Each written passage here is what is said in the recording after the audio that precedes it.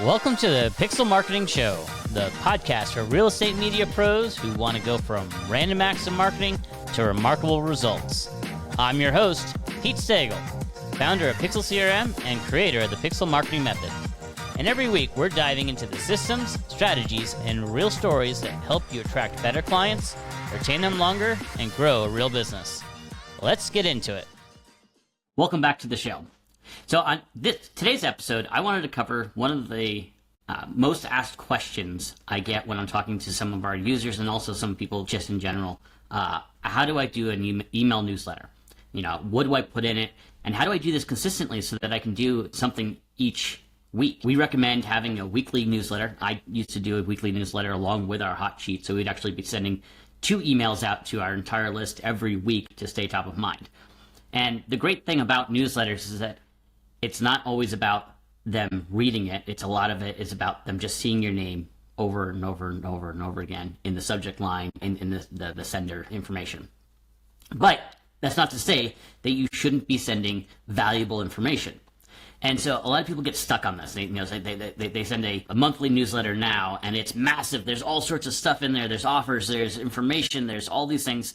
But what it really comes down to is short, bite-sized emails that allow you to stay top of mind and provide value. You don't need a ton of stuff in here. Give you an idea, our weekly email that we used to do, we would do a marketing tip. And so typically I would record a 4 to 5 minute video, which I then cross-posted on to social media, on YouTube, on my blog, just to get more out of it. And you don't have to do that to start with, but it would just be the video and then of what it is I was talking about in the video.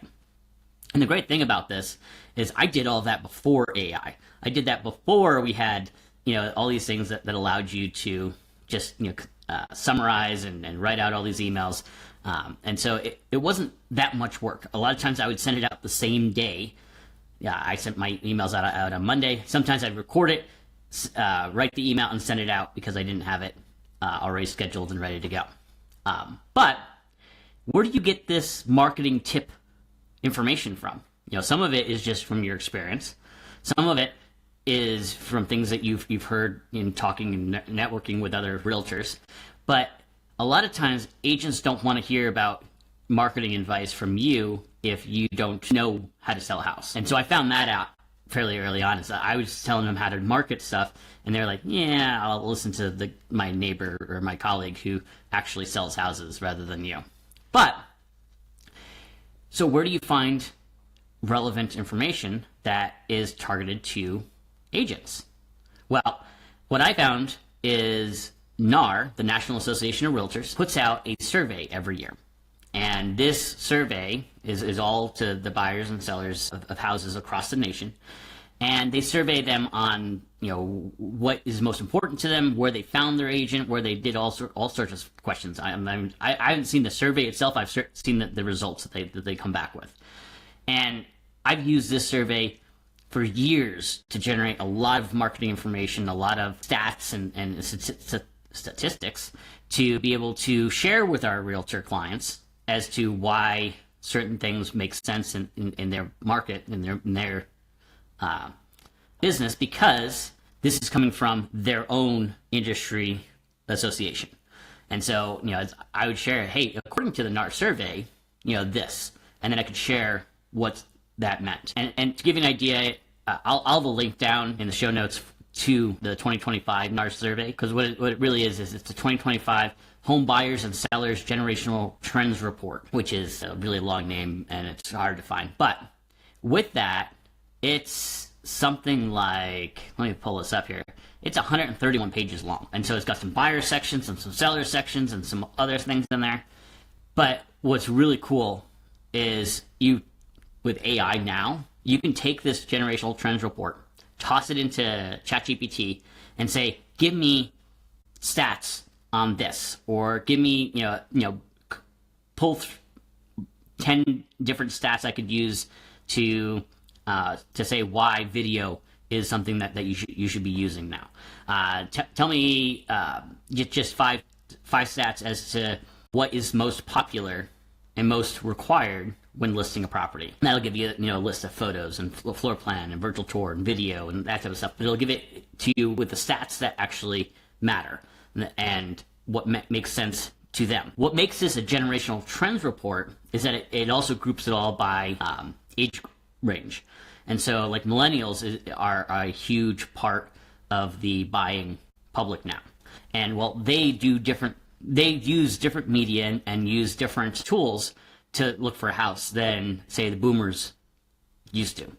And so there's a lot of stuff that changes that you can use in this generational trends report to share with your clients of, hey, you need to change how you market because you're marketing to a different demographic now than you used to. And this is ultimately why we start even in our real estate media businesses with magnetic messaging, because you need to know who you're targeting and where they are and where they hang out and what matters to them so that your marketing can make sense and appeal to the right client.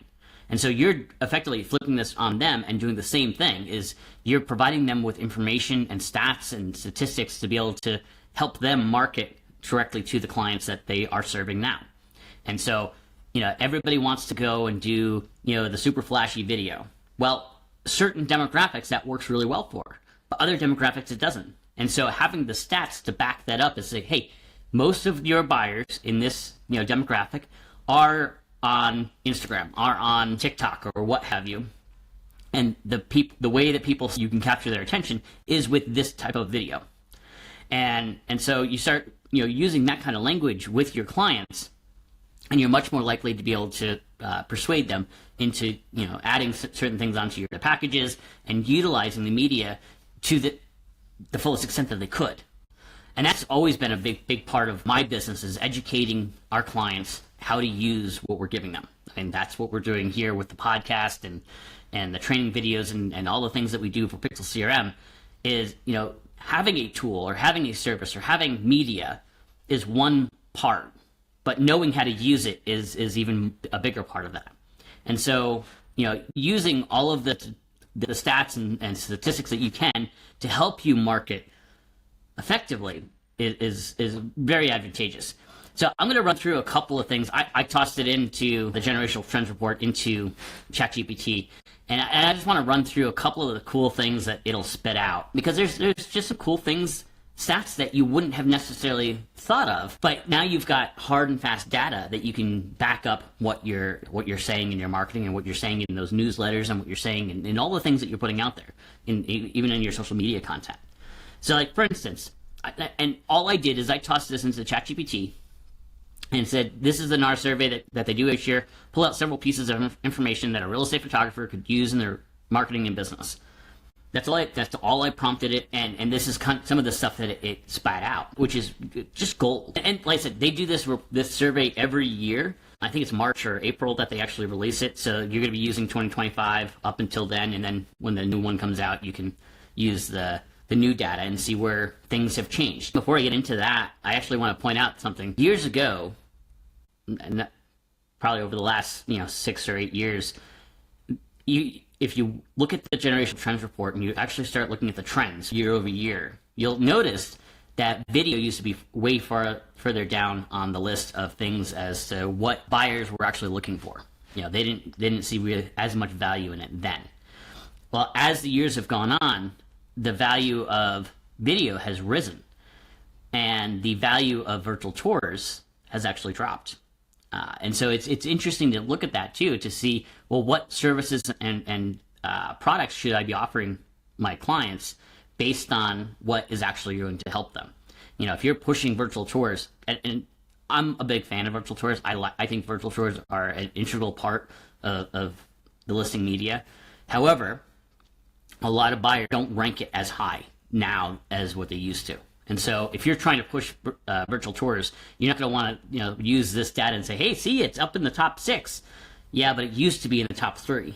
And so you look at that and you say, should I be focusing on virtual tours? Should I be focusing on videos? Should I be focusing on floor plans and whatnot? And you can look at the data and say, okay, well, that's what people are looking for. That's what we need to provide. One of the other things that consistently pops up is the location data. How close it is to different places and stuff like that, and information about the property. That is a great one to be able to say, hey, you should be including community photos. You should be including area and drone and stuff like that, because that matters to people. And so, it's great data for you to look at as a real estate media provider and a business owner to help you figure out what you should be offering your clients. But it's also great to help you come up with these ideas to help you market, to help your agents market themselves. So going back to ChatGPT, I spat this into it, just uploaded it, gave it a prompt, and this is what it kind of spat out. So, and it cites everything that from that PDF, 131 pages it sorted through. So one of them here is 51% of all buyers found the home they purchased online. That's a cool stat, because that means that they didn't go through an agent to find it. They didn't go through open houses or driving around neighborhoods necessarily.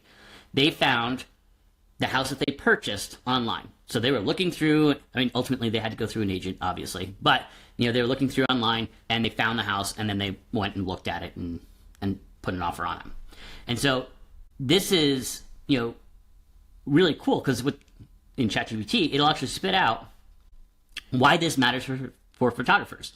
If half of all buyers discover homes online, then the listing media, photos, videos, floor plans, 3D tours, literally determines whether a home gets seen, clicked, saved, and shown.